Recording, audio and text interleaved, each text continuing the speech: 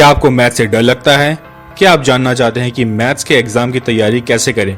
तो फ्रेंड्स, इस वीडियो में मैं आगे आपको कुछ ऐसे टिप्स बताने जा रहा हूं जिनको फॉलो करके आप ये जान पाएंगे कि मैथ्स के डर को कैसे दूर भगाया जाए और मैथ्स में 100 आउट ऑफ 100 मार्क्स कैसे लाए जाएं। तो इस वीडियो को बिल्कुल एंड तक और पूरे फोकस के साथ देखिए। और दोस्तों, अगर आपने अभी तक इस चैनल को सब्सक्राइब नहीं किया है तो प्लीज इस चैनल को अभी सब्सक्राइब कीजिए, नीचे दिए गए रेड सब्सक्राइब बटन को क्लिक करके, और उसके साथ वाले बेल आइकन को भी क्लिक करना ना भूलिए। इससे आपको हर नई वीडियो की नोटिफिकेशन रेगुलरली मिलती रहेगी। आपने लोगों को अक्सर ऐसा कहते हुए सुना होगा कि वो लोग जो बहुत ज्यादा समझदार होते हैं और मुश्किल प्रॉब्लम्स को जल्दी से सॉल्व कर लेते हैं, जिनका दिमाग बहुत ज्यादा तेज चलता है, वही मैथ्स में अच्छे मार्क्स ला सकते हैं। जबकि दोस्तों, ऐसा बिल्कुल भी नहीं है, बल्कि होता ऐसा है कि मैथ्स को अच्छे से समझने वाले का तेज दिमाग अपने आप बन जाता है। वो इंसान मुश्किल प्रॉब्लम्स को काफ़ी आसानी से सॉल्व कर लेते हैं एंड और भी ज़्यादा समझदार बन जाते हैं, क्योंकि मैथ्स करने से आदमी का जो लॉजिकल एंड रीजनिंग पावर होता है वो बहुत ज़्यादा बढ़ जाती है। इससे आदमी के सोचने समझने की क्षमता काफ़ी बढ़ जाती है और कोई भी इंसान काफ़ी आसानी से ऐसा कर सकता है, लेकिन उसे बस थोड़ी सी प्रैक्टिस की ज़रूरत होती है। मैथ्स में 100 आउट ऑफ 100 लाने के लिए सबसे ज़रूरी है कि आप मैथ्स को एक मज़ेदार सब्जेक्ट समझें, इसे प्यार करें, मैथ्स के बेसिक कॉन्सेप्ट्स को अपने टीचर या घर में किसी बड़े से अच्छे से समझें और जितने क्वेश्चंस पॉसिबल हो उतने क्वेश्चंस सॉल्व करें। और ये हमेशा याद रखिए कि सक्सेस एंड मैथ्स में कोई शॉर्टकट नहीं होते हैं।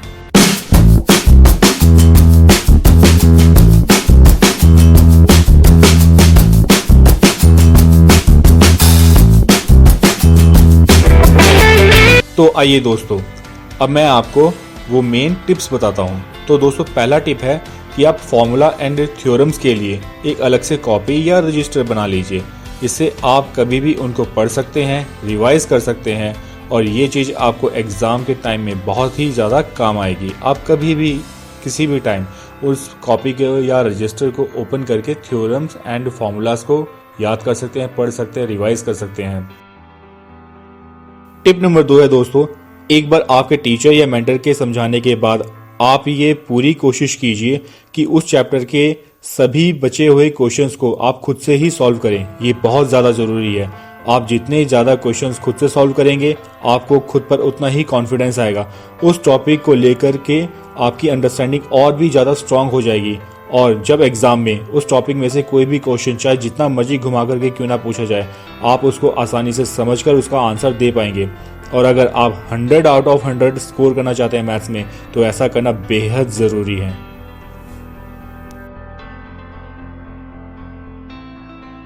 टिप नंबर 3 है, अपने सिलेबस को अच्छे से समझें। यह बहुत ज़रूरी है क्योंकि इससे आपको यह पता चल जाएगा कि किस टॉपिक में से कितने मार्क्स के क्वेश्चंस पूछे जाते हैं। ऐसा करने से आपकी बहुत सारी मेहनत बच सकती है। जैसे कि मान लीजिए आप किसी टॉपिक के ऊपर रिवाइज करने में पूरा 1 हफ्ता लगा देते हैं और बाद में आपको मालूम चलता है कि उस टॉपिक में से सिर्फ एग्जाम में 2 मार्क्स का ही क्वेश्चन आएगा। तो ऐसे में आपकी बहुत सारी मेहनत एक अननेसेसरी टॉपिक के ऊपर वेस्ट हो जाती है। तो इससे बचें और एक स्ट्रैटेजी के साथ तैयारी करें।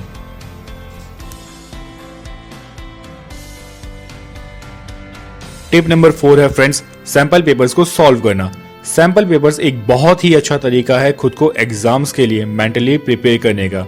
जितना ज़्यादा आप सैंपल पेपर्स को सॉल्व करेंगे, आप में उतना ज़्यादा ही कॉन्फिडेंस आएगा एग्जाम्स में अच्छे मार्क्स लाने के लिए।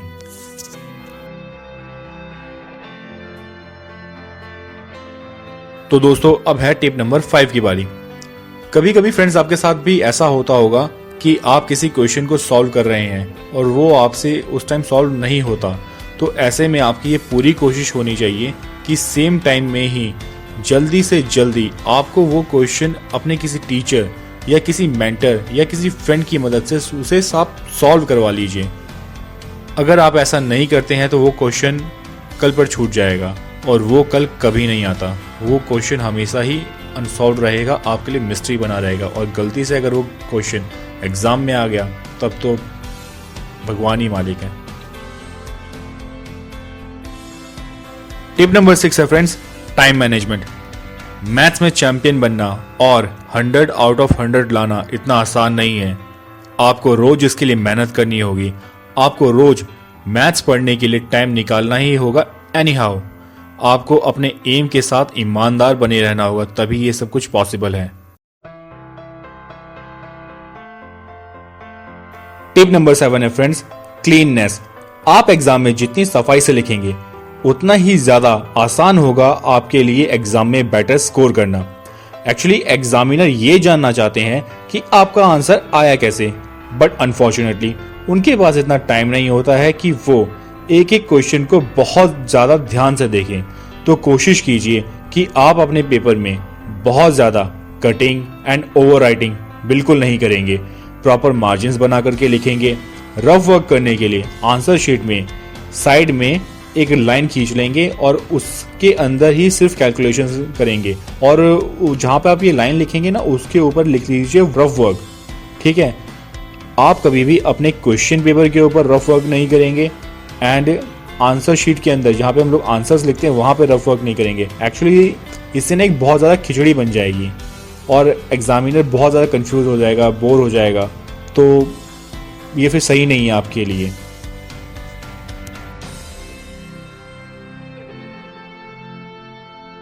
टिप नंबर 8 है फ्रेंड्स कि जैसा कि आप भी जानते हैं मैथ्स में स्टेप्स के मार्क्स भी मिलते हैं, तो आप हर स्टेप को ध्यान से और अच्छे से सफाई के साथ लिखिए और ये भी ध्यान रखिए कि आप कोई भी स्टेप स्किप ना करें, ताकि एग्जामिनर को चेक करते टाइम कोई भी कंफ्यूजन ना हो और वो आपके मार्क्स ना काटे।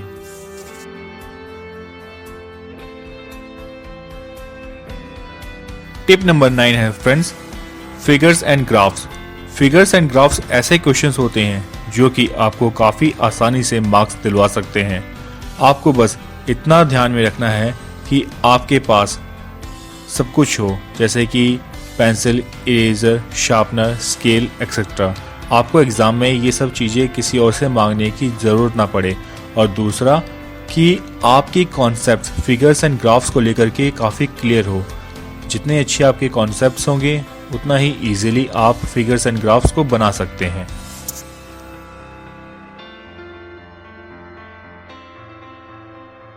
तो अब है दोस्तों टिप नंबर 10 की बारी। इसमें मैं आपको बताऊंगा कि आसान क्वेश्चंस को पहले सॉल्व करें। क्वेश्चन पेपर मिलने के बाद सबसे पहले उसको पूरे ध्यान से शुरू से लेकर के एंड तक पढ़ें। ऐसा भी हो सकता है कि आपको कुछ ऐसे क्वेश्चंस मिले जो कि आपको थोड़े डिफिकल्ट लगते हैं, तो ऐसी सिचुएशन में आपको करना ये है कि आप उन क्वेश्चंस को पहले सॉल्व करें जो आपको आसान लगते हैं, जिनके आंसर आपको काफ़ी अच्छे से आते हैं, उनको बाद में करें जो कि डिफ़िकल्ट हैं। आपके पास आंसर देने के लिए ना एक लिमिटेड टाइम होता है, और अगर आप पहले डिफ़िकल्ट क्वेश्चंस को सॉल्व करने में लग जाएंगे तो आपका बहुत सारा टाइम वेस्ट हो जाएगा, और ऐसे में आप उन क्वेश्चंस को नहीं आंसर कर पाएंगे जिनके आंसर आपको काफ़ी अच्छे से आते हैं। तो दोस्तों प्रॉपर टाइम मैनेजमेंट कीजिए, ध्यान से पढ़िए, ध्यान से आंसर दीजिए, एक स्ट्रैटेजी के साथ आगे बढ़िए, तभी आप 100 आउट ऑफ 100 ला सकते हैं मैथ्स में।